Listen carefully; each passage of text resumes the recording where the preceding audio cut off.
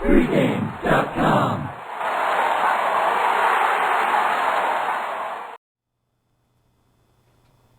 NFC Conference Championship, New York Giants go to San Francisco to play at the stick against the 49ers. I'm Marco D'Angelo. I'm joined with Stephen Nover. Stephen, I don't think anybody really had these two teams penciled in to be playing for the conference championship. The New Orleans Saints, probably the hottest team in football heading into the playoffs. Green Bay Packers were the team defending Super Bowl champs, 15-1, the whole 9 yards, and both of them go down. I watched these games Sunday. I was at Caesars Palace watching both games, and when the the Giant game ended and they put the line up for next Sunday with the 49ers and Giants, they posted a total on this game of 45. Now the current line is 2.5 and 42, but this number opened up 45. And I actually was with Gil Alexander and Dave Essler watching the games on Sunday, and I said, this line can't be this high. And I couldn't even get out of my seat in the total, boom, boom, and two hits, 44.5, 44, like within, a minute. And then now we see it all the way down to 42.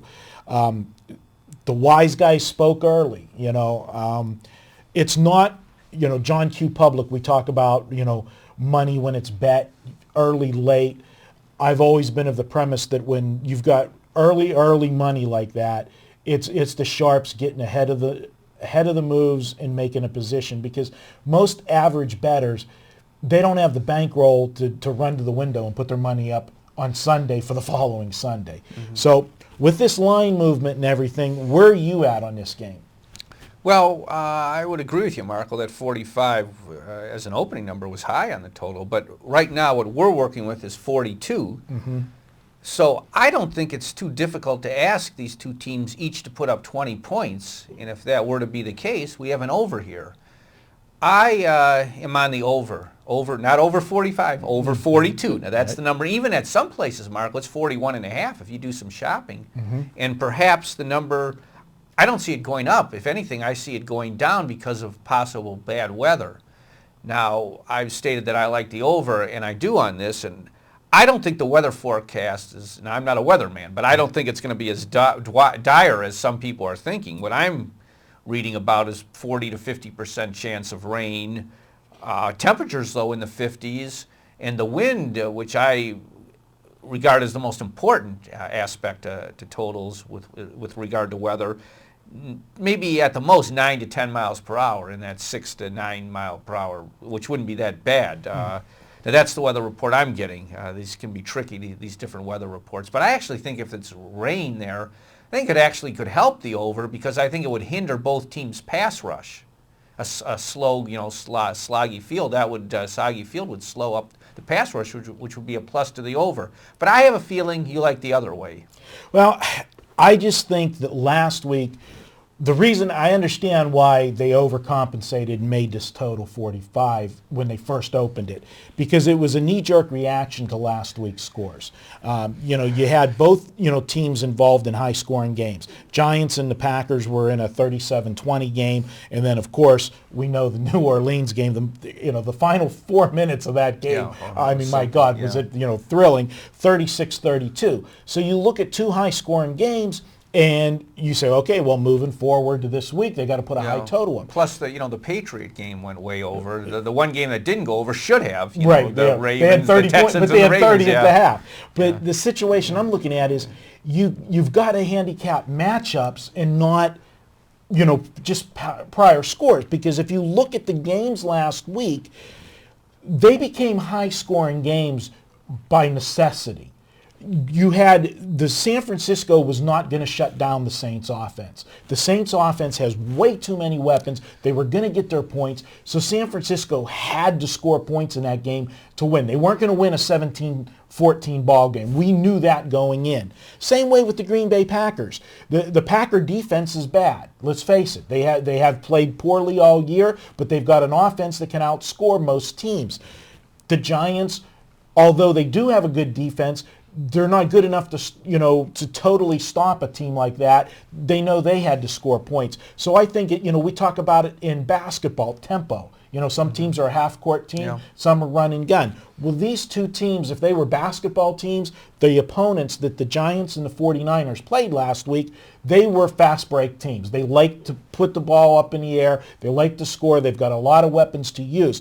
This week, I think the game plans are going to be a little more conservative, especially on the 49er side. The 49er defense played phenomenal last week. I mean, I'm a big Pittsburgh Steelers fan, and there's not a team in the league that hits harder than the Steelers. Maybe the Baltimore Ravens. I'll tell you what, last week when I watched the 49ers, that may have been the hardest hitting game I've seen all football season, the way the 49ers were attacking to the ball carrier and the hits they were laying on them. Well, I agree with you, Marco, that you have to do matchup analysis for each individual game, and that's how I've broken down this game to form my opinion to the over. Granted, San Francisco is a hard-hitting team, maybe the hardest-hitting team in pro football, and that's reflected in their plus 28 turnover ratio. A lot of that isn't just a fluke. These guys are hitting hard. They're causing fumbles. But in that game, Drew Brees, 4 touchdown passes, 462 yards throwing against supposedly a premier defense. Yes, the 49er defense is good. I do think it is overrated, being the number one, fewest points and all that. Look at who they've played. 6 games in that division against the Rams with the worst offense in the NFL, Arizona, John Skeleton, Seattle, Tavares Jackson.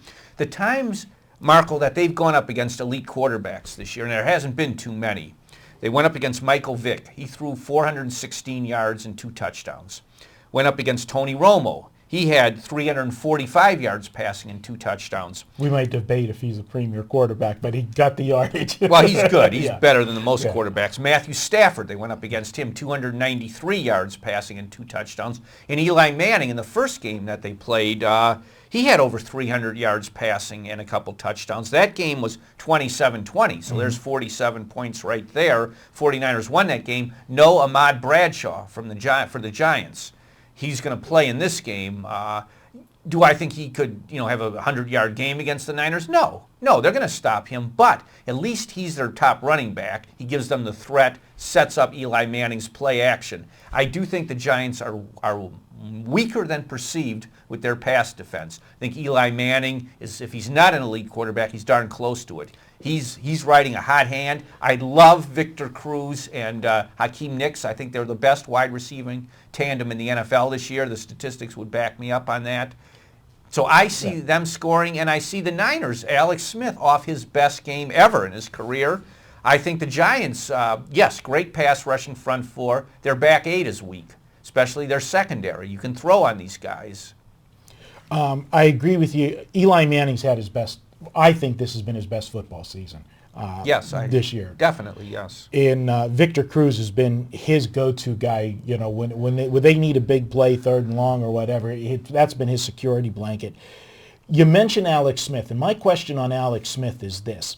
My horse racing background, and we have a phrase in horse racing: when a horse throws a great race, just above what he's been doing, just out of nowhere, we say, is he going to bounce next week?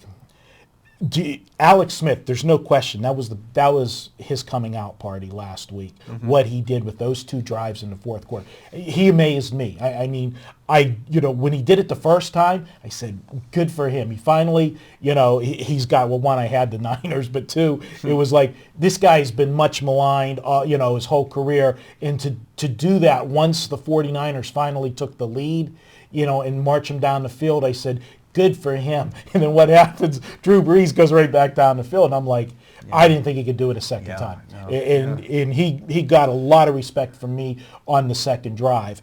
Can he do it again 2 weeks in a row? I mean, you have serious doubts about that. Because you know what? From a human standpoint, I know this is playing for the Super Bowl. But this guy, how many years has he been in the league now? 6 or 7, yeah. Okay. Yeah.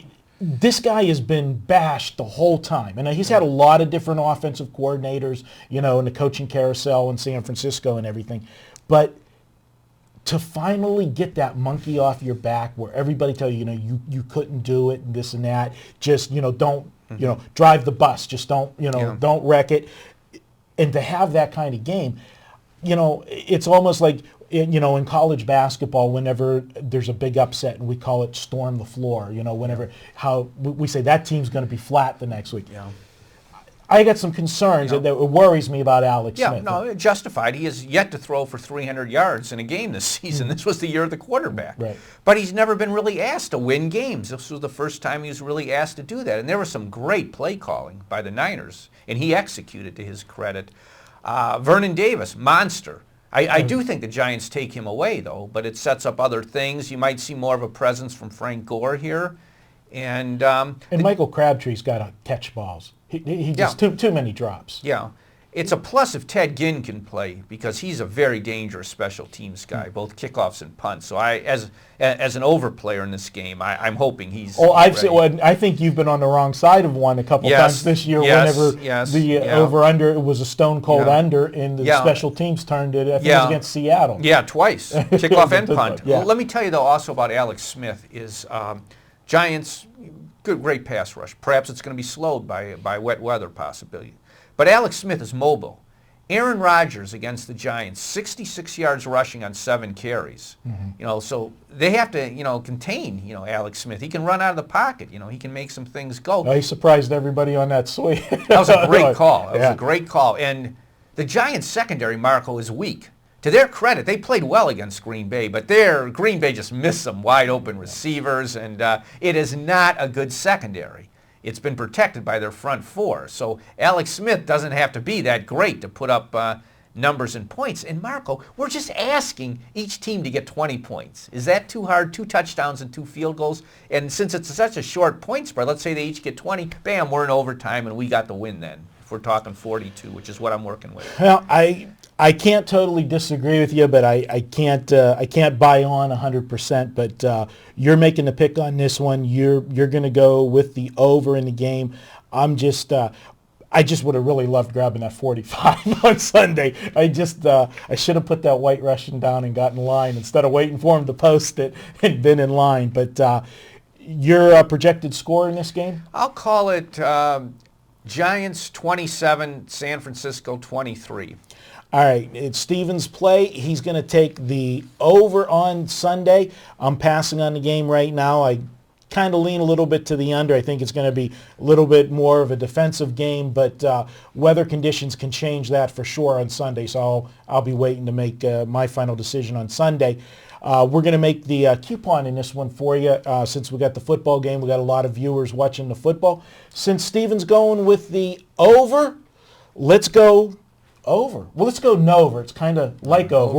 We'll go okay. Nover 10. How's that this week? Nover, one word, and the number 10, and that's going to get you $10 off anything you want to buy this week at pregame.com. Just go to Pregame Pros, put whatever you want in your shopping cart. When you check out, just type in Nover and the number 10. You're going to get $10 off, and if it is a $10 package, it's free on RJ. But there's not too many $10 packages. We got to make RJ some money, right? But take that $10 off. He's Steven Nover. I'm Marco D'Angelo. Enjoy the Sunday conference games. We'll be back. There's going to be Brian and Scott. We'll be back and take a look at the other playoff game for you on Sunday. And we've got NBA and college basketball videos as well. So check everything out at pregame.tv.